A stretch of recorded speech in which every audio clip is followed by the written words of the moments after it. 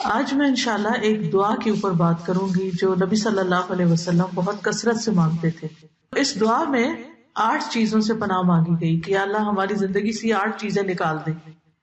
وہ دعا ہے اللہم انی اعوذ بک من الہم والحزن والعجز والکسل والجبن والبخل ودلع الدین وغلبۃ الرجال. اے اللہ میں تیری پناہ مانگتا ہوں ہم اور غم، عاجزی اور سستی، بخل اور بزدلی اور قرض داری کے بوجھ سے اور ظالم لوگوں کے اپنے اوپر غلبے سے. ہماری یہ زندگی بہت چھوٹی ہے آخرت کے مقابلے میں. جب سے اللہ تعالیٰ نے دنیا کو بنایا ہے اس پر ایک طویل زمانہ گزرا ہے. پھر اس کے بعد ہم دنیا میں آئے ہیں اپنی اپنی باری پہ.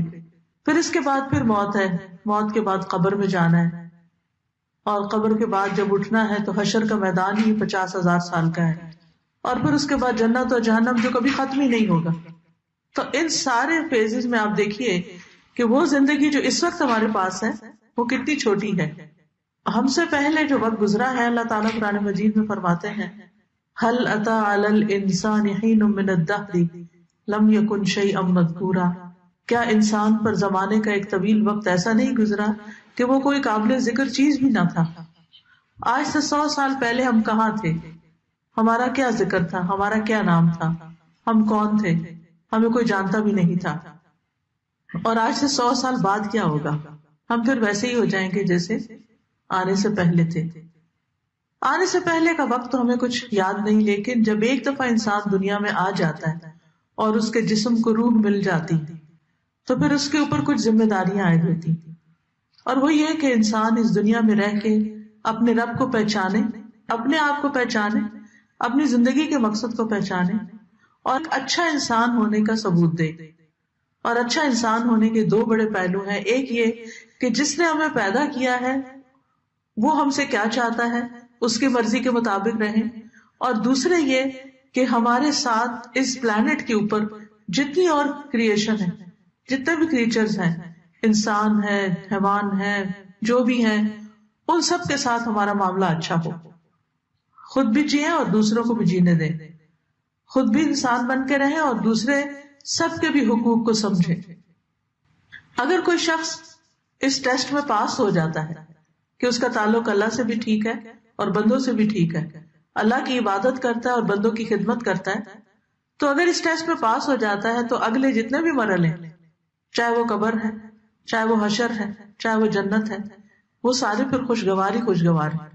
تو جتنے بھی یعنی پاسٹ میں اور فیوچر میں جو کچھ بھی آنے والا ہے اس میں سے سب سے زیادہ موسٹ امپورٹنٹ ٹائم وہ ہے جو اس وقت ہمیں ملا ہے. اس کو ہم نے ہاتھ سے نہیں جانے دینا، اس کو ہم نے ضائع نہیں کرنا اور اس کو بہترین طریقے سے گزارنا ہے. یہ کمائی کا وقت ہے، یہ کچھ لینے کا وقت ہے، کیونکہ یہاں سے ہم گزر رہے ہیں اور یہ جو کچھ ہم یہاں سے لیں گے وہی آگے کام آنے والا ہے. وہاں جا کر لوگ پچھتائیں گے اور کہیں گے اللہ ایک دفعہ واپس بھیج دے، اب ہم اچھے کام کر کے آئیں گے. لیکن اللہ تعالیٰ کسی کو بھی واپس نہیں بھیجے گا.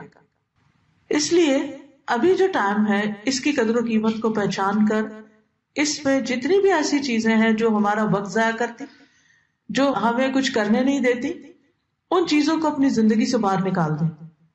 لیکن بعض اوقات یہ ساری چیزیں ہمارے اوپر حاوی ہو جاتی ہیں اور ہم بالکل بیکار ہو جاتے ہیں. ہمارے پاس سب کچھ ہوتا ہے، ٹائم بھی ہوتا ہے، انرجی بھی ہوتی ہے، زندگی کی باقی نعمتیں بھی ہوتی ہیں، مال و دولت بھی ہوتا ہے، سب کچھ ہوتا ہے، لیکن ہم کچھ بھی نہیں کرتے. تو کیوں نہیں کرتے؟ اس میں یہ 8 فیکٹرز ایسے ہیں جو انسان کو بیکار کر دیتے ہیں.